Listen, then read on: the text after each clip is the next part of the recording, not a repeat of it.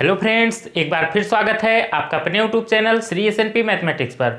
Friends, जैसा कि आप लोग को पता होगा कि इन दिनों हम क्लास 10th में फिजिक्स का चैप्टर फर्स्ट, वैसे देखें तो चैप्टर है ये 10th, लेकिन अगर फिजिक्स के हिसाब से देखें तो फिजिक्स में चैप्टर फर्स्ट रहेगा। हमारा क्या है, ये प्रकाश लाइट चल रहा था। तो इसके पिछले वाले वीडियो में हम लोगों ने क्या पढ़ा था, सघन माध्यम, विरल माध्यम और प्रकाश का अपवर्तन क्या होता है, ये सब हम लोगों ने बहुत अच्छी तरीके से पढ़ा था। और आज हमारा टॉपिक है अपवर्तनांक, रिफ्रैक्टिव इंडेक्स। ठीक, तो आइए हम लोग आज बहुत अच्छी तरीके से अपवर्तनांक, रिफ्रैक्टिव इंडेक्स पढ़ेंगे। उसके बाद में, इसको पढ़ने के बाद में इससे संबंधित हम आप लोग को न्यूमेरिकल भी करवाएंगे, जिससे ये टॉपिक बहुत अच्छी तरीके से क्लियर हो जाएगा आप लोग को। तो देखिए अपवर्तनांक है क्या। तो इसके पिछले वाले वीडियो में मैंने आप लोग को अपवर्तन के जो नियम थे, दूसरा नियम था एक स्नेल का नियम। ठीक, किन्हीं दो माध्यमों के लिए आपतन कोण I की ज्या तथा अपवर्तन कोण R की ज्या का अनुपात एक नियतांक होता है, जिसे क्या कहते हैं, स्नेल का नियम भी इसे कहते हैं।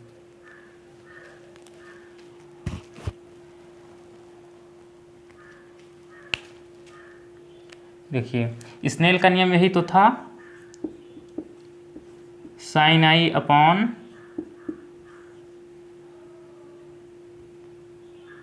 साइन R, ये बराबर हमें मिलता है एक नियतांक। ठीक, इसी को हम बोलते हैं क्या, अपवर्तनांक।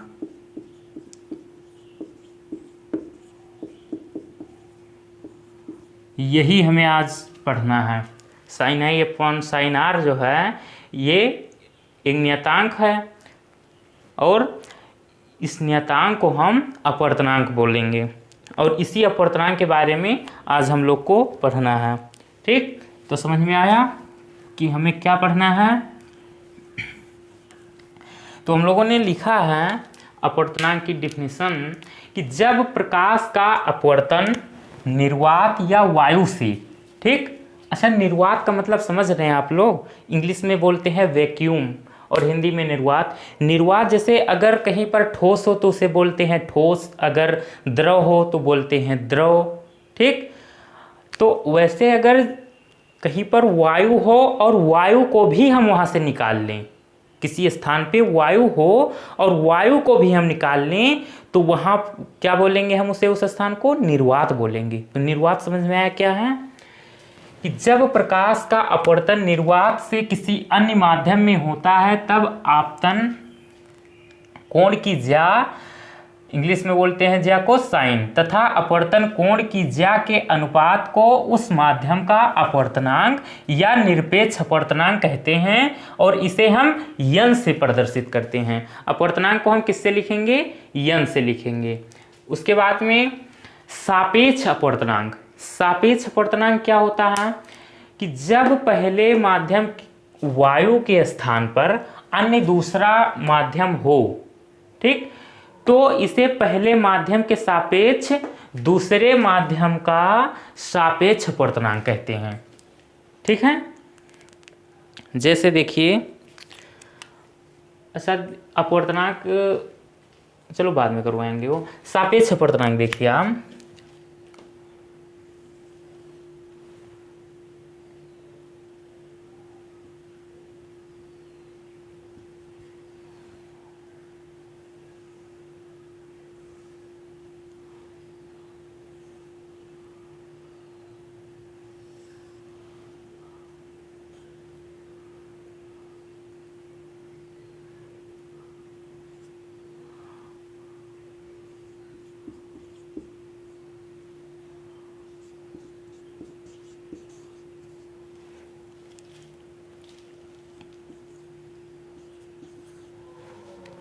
हवा और एक पहला, इसे हम दिया नाम पहला और ये दूसरा।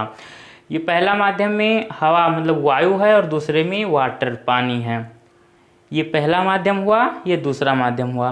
अब देखिए यहाँ पर सापेक्ष अपवर्तनांक आप लोग समझने की कोशिश करिए कि अपवर्तनांक को तो हम लिखते हैं n से, किससे, n से लिखते हैं। अब देखिए इसके पहले हम लिखेंगे जिसके सापेक्ष हमें अपवर्तनांक ज्ञात करना हो, जिसके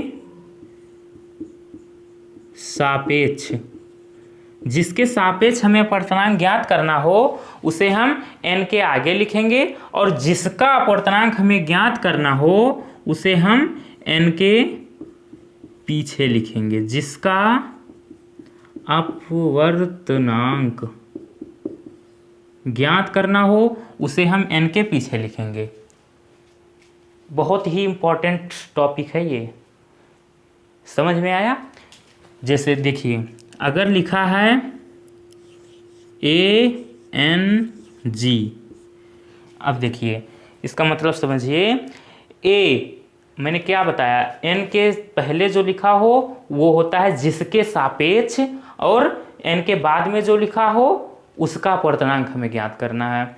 तो यहाँ पर एयर समझे, AIR, एयर मतलब वायु, हवा, तो इसका हमने पहला ले लिया है A। ऐसे G फॉर ग्लास होता है, G का G ले लिया, ऐसे D फॉर डायमंड, हीरा, D ले लेंगे, W फॉर वाटर का W ले लेंगे। समझ में आ रहा है? तो बहुत छोटी चीज़ है, आप लोग को पता ही होगा, बड़े हो गए अब आप। जिसके सापेक्ष, तो यहाँ किसके सापेक्ष बोलेंगे? A, वायु के सापेक्ष, और किसका अपवर्तनांक? G, ये हुआ ग्लास, कांच का अपवर्तनांक।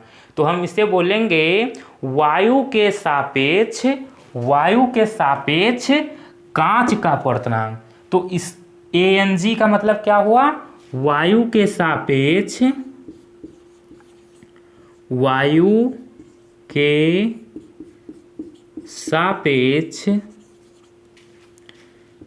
कांच का अपवर्तनांक। ठीक, गर्मी बहुत है भाई, 1 मिनट,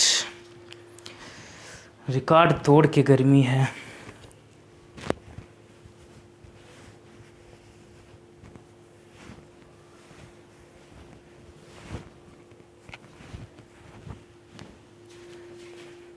हाँ, तो देखिए ANG को हम क्या बोलेंगे? वायु के सापेक्ष कांच का अपवर्तनांक। ऐसे और देखिए, अभी आपको क्लियर हो जाएगा।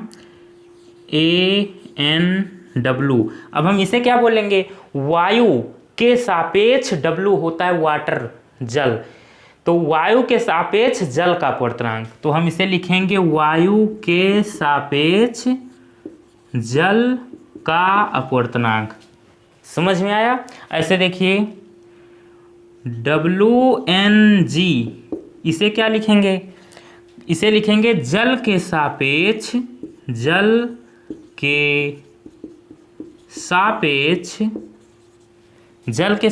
किसका? जो आगे रहता है उसके सापेक्ष, और जिसका अपवर्तनांक ज्ञात करना रहता है उसे हम पीछे लिखते हैं।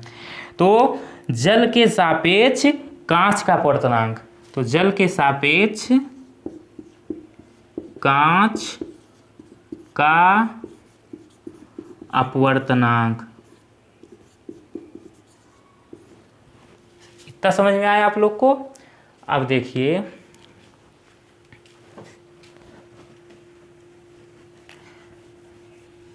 गर्मी भाई रिकॉर्ड तोड़ के हो रही है यहाँ हमारे। अब देखिए, एक बहुत ही समझने वाली बात है और बहुत ही इम्पोर्टेंट है ये न्यूमेरिकल के पार्ट्स के लिए, इसे आप लोग ध्यान रखिएगा। तो न्यूमेरिकल देखिएगा, इससे एकदम हलवा हो जाएगा जब आप न्यूमेरिकल पे आएंगे। जैसे लिखा है, अगर छोड़ो इसे, मान लीजिए लिखा है WNG, ठीक, तो हम इसे क्या लिख सकते हैं? और इसे हम लिख सकते हैं ANG और अपॉन में ANW, नोट पॉइंट डाल के ये आप लोग लिख लेना। तो बहुत ही इम्पॉर्टेंट बात है ये, बहुत ही ज़रूरी है ये। जब न्यूमेरिकल अभी इसी पर मैं आप लोग को करवा रहा हूँ, फिर आप लोग को समझ में आएगा कि इसका मतलब क्या है। WNG, इसको हम लिख सकते, इसे बोलेंगे क्या? जल के सापेक्ष कांच का अपवर्तनांक। तो अगर हम इसे दूसरे रूप में लिखना चाहें तो हम इसे ये भी लिख सकते हैं, वायु के सापेक्ष कांच का अपवर्तनांक बटे वायु के सापेक्ष जल का अपवर्तनांक। ठीक, मतलब जो आगे रहेगा वो नीचे, और जो नीचे रहेगा वो जो पीछे रहेगा वो ऊपर हो जाएगा। मतलब जिसके सापेक्ष हमें ज्ञात करना रहेगा वो नीचे रहेगा हर में, और जिसका अपवर्तनांक हमें ज्ञात करना रहता है वो ऊपर रहेगा। जैसे अगर इस तरह हो, D for diamond, diamond means हीरा, DNG, तो इसे हम क्या लिखेंगे, ध्यान से देखिए, DNG। अब आपको देखना है कि किसका हमें अपवर्तनांक ज्ञात करना है। इससे पहले तो हम ये बताइए कि इसे बोलेंगे क्या। इसे हम बोलेंगे हीरे के सापेक्ष कांच का अपवर्तनांक। हीरे के सापेक्ष जो आगे रहता है उसके सापेक्ष जो पीछे रहता है उसका अपवर्तनांक।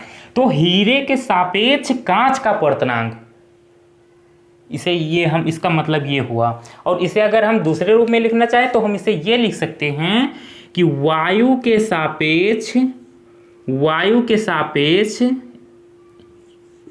कांच का अपवर्तनांक बटे वायु के सापेक्ष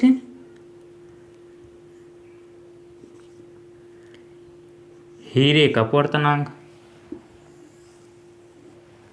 ठीक, तो आप लोग इसका स्क्रीनशॉट ले लीजिए, फिर हम इस पर आप लोग को न्यूमेरिकल करवा रहे हैं। देखिए भाई, कहने और करने में ज़मीन आसमान का फ़र्क होता है। कहने तो बहुत कुछ कह रहे हैं, अगर करें ना तो सब बेकार है। तो कहने से नहीं काम बनेगा, करने से काम बनेगा। तो आप इसका स्क्रीनशॉट ले लीजिए, फिर हम आप लोग को न्यूमेरिकल करवा रहे हैं।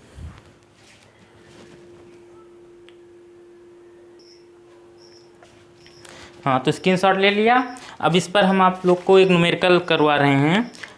आप लोग को ऊपर दिख रहा होगा क्वेश्चन है कि वायु के सापेक्ष पानी का अपवर्तनांक 4/3 है।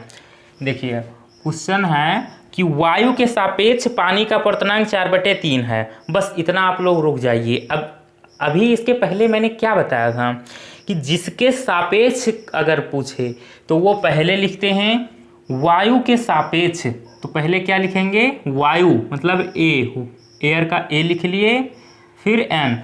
मैं आपको देखिए लिखने, इस क्वेश्चन में भी बहुत क्वेश्चन करवाऊंगा, बस लिखने का तरीका इस न्यूमेरिकल में आपको बस केवल लिखा कैसे जाता है न्यूमेरिकल को वो आपको केवल समझाने की कोशिश कर रहा हूँ। और न्यूमेरिकल तो भी बहुत अच्छे आप लोग को करवाऊंगा, एक से एक।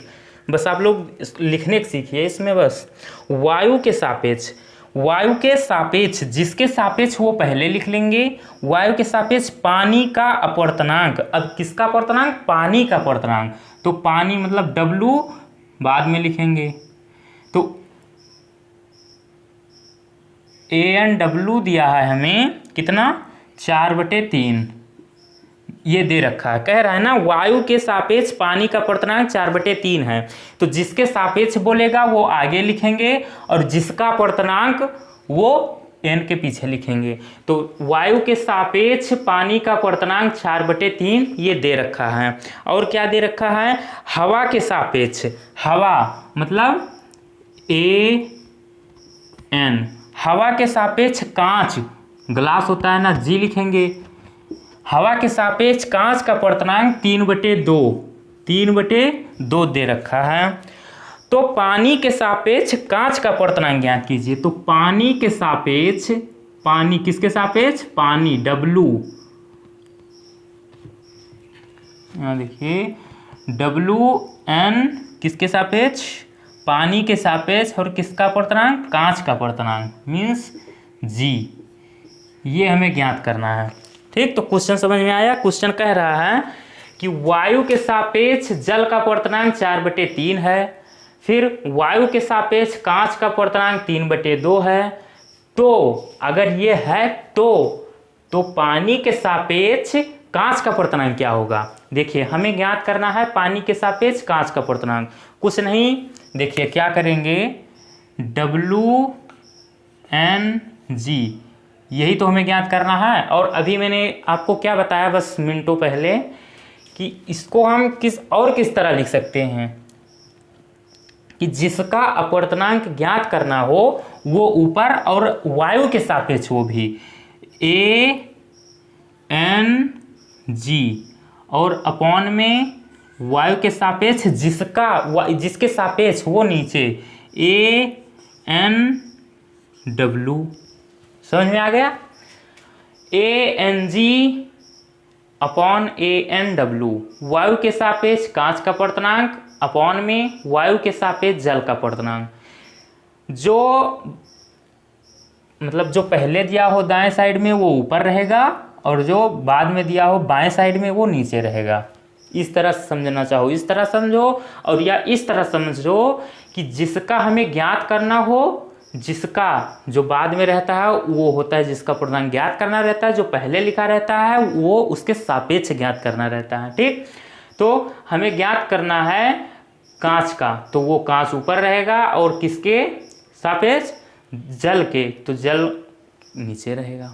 इतना समझ में आया? अगर ये आपको समझ में आ गया तो न्यूमेरिकल में एकदम 0 सन्नाटा है। अब देखिए बस कुछ नहीं करना, अब इसकी सबकी वैल्यू पता है, पुट कर दीजिए, बस आंसर आ गया। अब देखिए आगे क्या है, खेला यहीं पर समाप्त है। अब ए एन जी क्या दे रखा है? 4/3। क्या दे रखा है? 4/3। और ए एन डब्लू क्या दे रखा है? A N W, A N G गलत हो गया भाई, ए एन जी दे रखा है 3/2, 3/2 और अपॉन में ए एन डब्लू दे रखा है 4/3। बस कुछ नहीं। अब अगर आप लोग को कैलकुलेशन आती होगी तो बस आप लोग कर ही लेंगे, वैसे मैं करवा दे रहा हूँ। देखिए 3/2 ये ऊपर जाएगा, इस तरीके की भिन्न पता है आपको? देखिए अगर नहीं पता तो देख लीजिए, ये इतनी पार्ट वैसा को वैसा लिख लेंगे और इस भिन्न को जब हम यहाँ गुणे में करेंगे तो हर का अंश हो जाता है और अंश का हर हो जाता है, पलट जाती है। मतलब 4/3 है तो 3/4 हो जाएगी, 4 और 3/2 है, मान लिए 1/2 है और ये ऊपर जाएगा। अगर यहाँ पर बस 1 मिनट आप लोग को, जैसे जो बच्चे नहीं जानते हों उन लोग को मैं बताने की कोशिश कर रहा हूँ। अगर आप लोग को आता है तो बहुत अच्छी बात, लेकिन जो बच्चे बहुत कमज़ोर हैं उन लोग को बताने में मेरा फ़र्ज़ है कि 1/2 अपॉन में 3/2 है। अगर इसे हम ऊपर ले जाएंगे तो ये क्या हो जाएगा? 1/2 गुणे का चिन्ह लगेगा और ये 2/3 हो जाता है। ठीक, अगर यहीं पे 3/2 की जगह हो 5/4 तो ये क्या हो जाएगा? 4 ऊपर चला जाएगा और 5 नीचे चला जाएगा। ठीक, तो बस यही है कि 3/2 और ये 3 ऊपर चला जाएगा और 4 नीचे हो जाएगा, तो ये 3 त्रिका 9 अपॉन 4 दूनी 8। तो WNG जल के सापेक्ष कांच का अपवर्तनांक आ गया 9/8। यही है हमारा आंसर। बस आप इसका स्क्रीनशॉट ले लीजिए।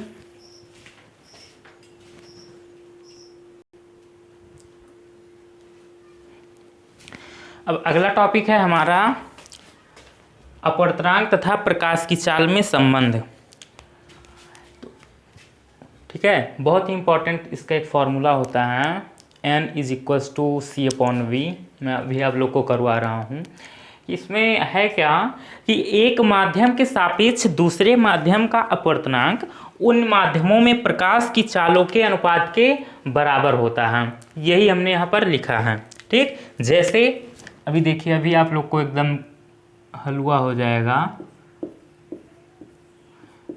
कहने का मतलब है जैसे वायु के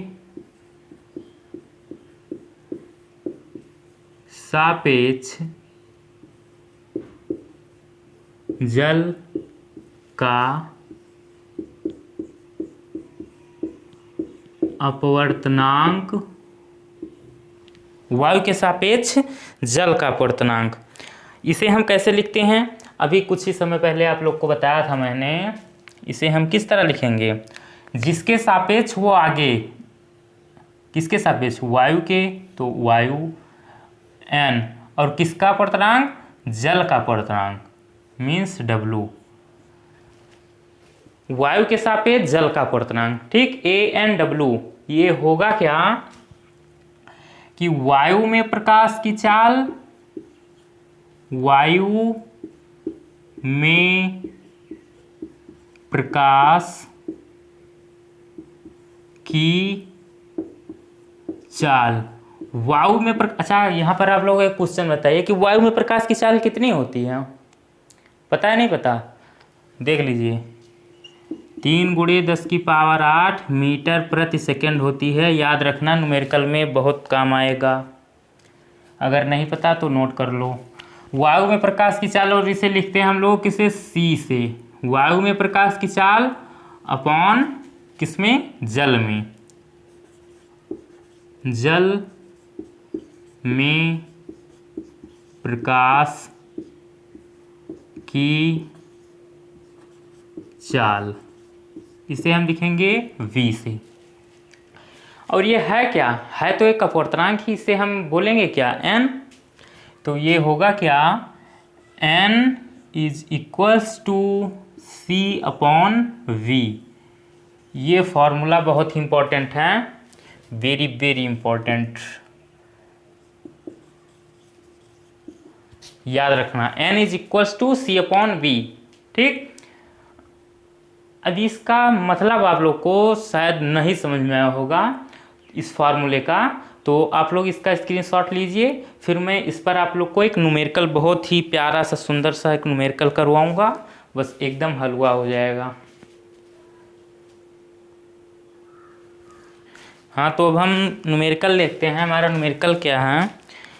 न्यूमेरिकल कह रहा है हमारा कि वायु में प्रकाश की चाल 3 × 10⁸ मीटर प्रति सेकंड है। यदि जल का अपवर्तनांक 4/3 हो तो जल में प्रकाश की चाल ज्ञात कीजिए।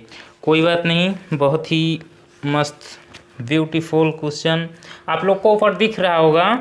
देखिए, वायु में प्रकाश की चाल मतलब C दे रखा है कितना, 3 × 10⁸ मीटर प्रति सेकंड। आगे कह रहा है यदि जल का अपवर्तनांक 4/3 हो। किसका अपवर्तनांक? जल का अपवर्तनांक। N क्या दे रखा है, 4/3। तो जल में प्रकाश की चाल ज्ञात कीजिए, मीन्स V ज्ञात करना हमें। अब देखिए, फार्मूला भी क्या कराया था मैंने, N = C/V से। फार्मूला पता है, वैल्यू पुट कर दो और कुछ नहीं करना है। फार्मूला यही तो भी मैंने करवाया था। N कितना दे रखा है, 4/3 बराबर C कितना दे रखा है, 3 × 10⁸ अपॉन में V क्या है, कुछ नहीं, हमें ज्ञात करना है। अब हमें ज्ञात क्या करना है, V, तो इसको उठा लो एक तरफ और सारा कर दो एक तरफ। तो V हमें क्या, क्रॉस मल्टीप्लाई करेंगे, तिरछा गुणा, इसको कर देंगे यहाँ, तो ये पहुँच जाएगा V = 3 × और ये 3 का गुणा हो जाएगा इसमें, इसका इधर से होता है, इसका इधर से होता है, तो ये V यहाँ आ गया और जहाँ V था वहाँ पे 4 आ गया, ठीक। अब ये 3 का इसमें जब होगा तो ये क्या होगा, 3 × 3 × 10⁸। अब देखिए V = 3 × 9 × 10⁸/4, 4 × 4, 4 दूनी 8, 1 कितना हो जाएगा, 1 बचेगा 10, 4 दूनी 8, 2 और 4 पंचे 20। मतलब V हमारा निकल के आया 2.25 × 10⁸ मीटर प्रति सेकंड। ये हो गया हमारा आंसर। कुछ नहीं किया हमने, बस फार्मूला पता था हमें, N = C/V, और सारी वैल्यू दे ही रखी थी, बस उठाकर हमने क्या किया, फार्मूले में पुट कर दिया और हमारा आंसर आ गया, ठीक। तो आप लोग इसका स्क्रीनशॉट ले लीजिए। और ये देखिए कि 1-2 नंबर बोर्ड एग्जाम में 1 नंबर में आ जाता है कभी कभी कि अपवर्तनांक से संबंधित कि सबसे अधिक अपवर्तनांक किसका होता है, या इस तरह दे सकता है कि सबसे कम अपवर्तनांक किसका होता है, या ये भी दे सकता है कि हीरे का अपवर्तनांक कितना होता है, जल का, ठीक, कांच का। तो ये सब आप लोग को एकदम रटा होना चाहिए। जैसे अगर सबसे कम, अच्छा ऐसे देखिए कि वायु का अपवर्तनांक होता है कितना, 1.0003 और सबसे कम, ठीक। और हीरा, डायमंड, इसका होता है 2.42, ये होता है सबसे अधिक। अगर पूछ ले कि सबसे अधिक अपवर्तनांक किसका होता है तो हीरे का। ऐसे एक नंबर में आ जाता है क्वेश्चन कि सबसे अधिक अपवर्तनांक किसका होता है तो हीरे का, कितना, 2.42। और उसके बाद में पानी का आ जाए अगर, तो पानी का होता है 1.33। और ऐसे आ सकता है, पानी हो गया। कांच का अपवर्तनांक होता है 1.5, ठीक। तो आप लोग इसका स्क्रीनशॉट ले लीजिए, मैं साइड में हो जाता हूँ। ले लिया। और अगर रंग की बात हो तो बैगनी रंग के लिए प्रकाश का अपवर्तनांक सबसे अधिक होता है और लाल रंग के लिए प्रकाश का अपवर्तनांक सबसे कम होता है, ठीक। बैगनी रंग के लिए प्रकाश का अपवर्तनांक सबसे अधिक और लाल रंग के लिए प्रकाश का अपवर्तनांक सबसे कम होता है। इसको आप लोग नोट कर लीजिएगा। 1-1, 2-2 नंबर में, 2 नंबर में नहीं, 1 नंबर में आ सकता है, संभावना रहती है 90%।